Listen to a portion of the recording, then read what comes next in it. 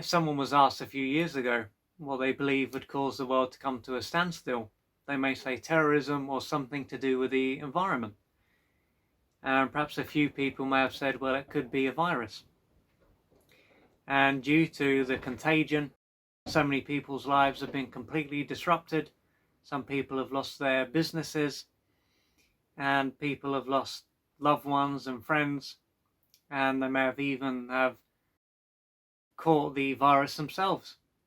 And so this has been a very challenging period of time for a lot of people. And due to this, so many people have been looking towards the media to keep them informed, and other people have looked towards alternative sources, looking towards prophecies and looking into what these prophecies say will happen in the future and what is going on now. And naturally, if someone is experiencing a lot of fear and anxiety, they're naturally going to want answers. What is going on now? What will happen in the future?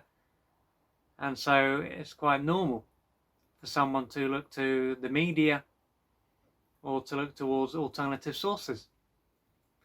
And if someone is not really interested in the media, then looking towards prophecies and these other points of reference can seem like the good thing to do. And when it comes to the media, this can be seen as a source that is there to inform people. And the media generally creates the impression that human beings are just observers of reality.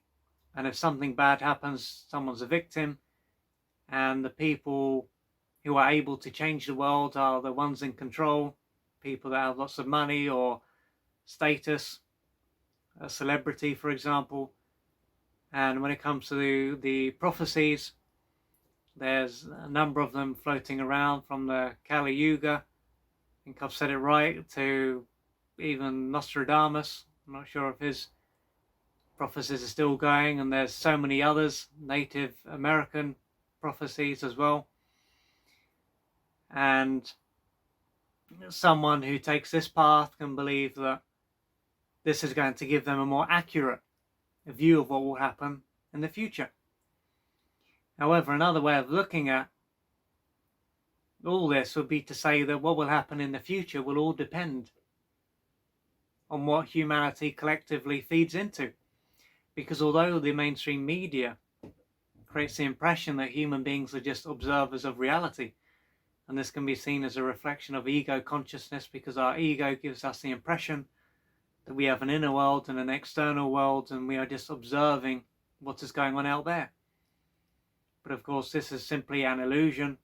Our external world is a reflection of our internal reality. And so if so many people are feeding into a reality where there will be doom and gloom, and a lot of bad things are going to be happening, and lots of drama is coming up, then this is probably what will end up taking place. And so this comes down to the effect that each and every one of us has to not only create our own reality, but also to have an effect on what takes place on the planet as a whole. And so if someone really wants to live in a world that is harmonious and peaceful, and where, let's say, that everyone has their basic needs met, then it will be essential for someone to feed into this reality, to focus on what they want to experience for themselves and what they want the whole world to be like. Because if so many people are focusing on all these doomsday scenarios and even giving their power away to these prophecies, then they're going to be manifesting someone else's vision. And it can be normal to always believe that someone else, someone out there always knows what is best and what is going to happen. And when someone does read up on a prophecy, their mind can feel more at ease, but they are still going to be feeding into someone else's vision. And to me, this comes down to the importance of dealing with our own inner wounds, because not only is our personal and collective reality a reflection of what is taking place in our conscious mind, there's also a reflection of what is taking place at an unconscious level. And this is why it can seem as though things just happen to us, because it's coming in a lot of cases from our unconscious mind. And so as we deal with our inner wounds, our baggage, our trauma, and we start to change what is taking place within us, then what is taking place externally will also change. And so this illustrates that the people in power are not those people at the top who seem to have all the power. And even these people can be seen as a manifestation of what is taking place for each person at an individual level. So once we have learnt our lessons, so to speak, and we no longer need for there to be these elites in existence, then the world will change.